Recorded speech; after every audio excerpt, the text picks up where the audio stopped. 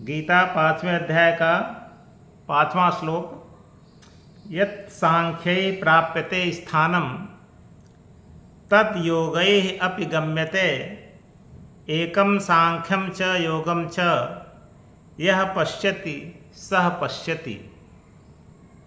भगवान कह रहे हैं अर्जुन से, यत् सांख्यैः प्राप्यते स्थानं।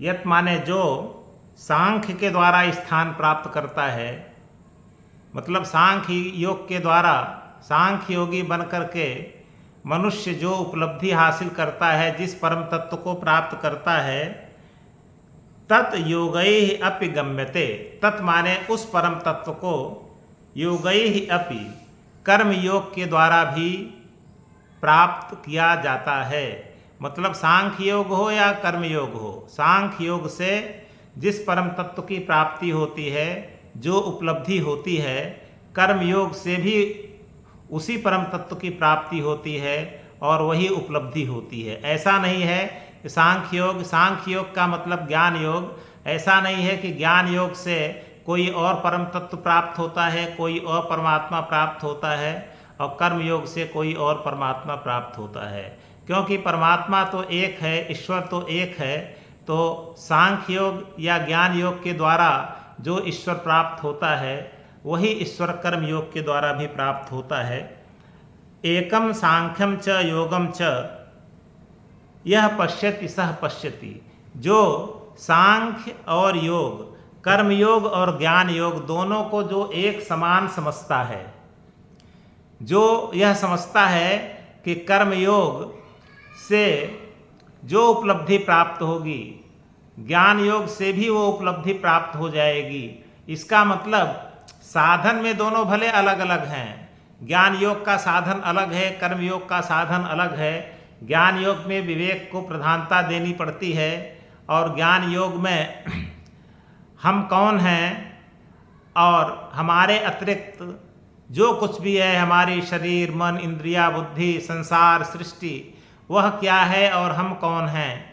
जड़ और चेतन में कैसे पृथकता का ज्ञान हो, यानी जड़ चेतन में अलगाव का ज्ञान कि हम चेतन हैं, हमारे अलावा जो कुछ भी है सब जड़ है।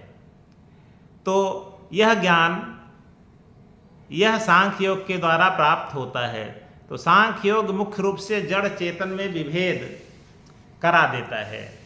तो जिस विवेक से जड़ चेतन में अलगाव का ज्ञान हो जाता है, वही विवेक ज्ञान योग या सांख्य योग में प्रधान होता है। तो ज्ञान योग या सांख्य योग में विवेक की प्रधानता होती है। विवेक से जड़ और चेतन में पृथकता का ज्ञान हो जाता है कि हम सबसे अलग हैं, हम चेतन हैं, हमारे अलावा जो कुछ भी है सब जड़ है। और कर्म के द्वारा परम तत्व की प्राप्ति हो जाती है। इसमें दूसरों के लिए कर्म किया जाता है, कर्म योग में अपने लिए कर्म नहीं किया जाता है। तो जब दूसरों के लिए कोई कर्म किया जाता है, तो उस कर्म का जो फल है, जो फल के प्रति आसक्ति, वह मनुष्य के अंदर समाप्त हो जाती है। तो कर्म योग में दूसरे के लिए कर्म किया जाता है, ज्ञान योग में विवेक की प्रधानता होती है। लेकिन ज्ञान योग के द्वारा अंत में ईश्वर की प्राप्ति होती है, कर्म योग के द्वारा भी अंत में ईश्वर की प्राप्ति होती है। तो साधन दोनों अलग अलग हैं, लेकिन साध्य एक हैं।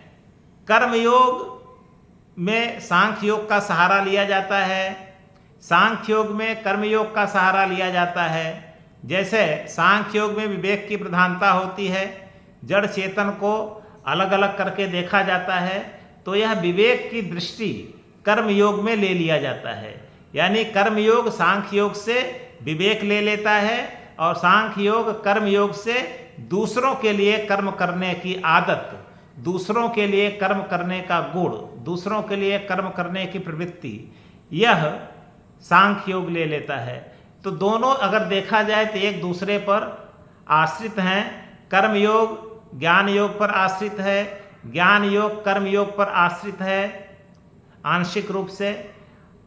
तो साधन दोनों का तो अलग अलग है, लेकिन अंत में साध्य दोनों का एक हो जाता है। इसलिए दूसरी पंक्ति में भगवान कहते हैं एकम सांख्यम च योगम च यह पश्यति सह पश्यति।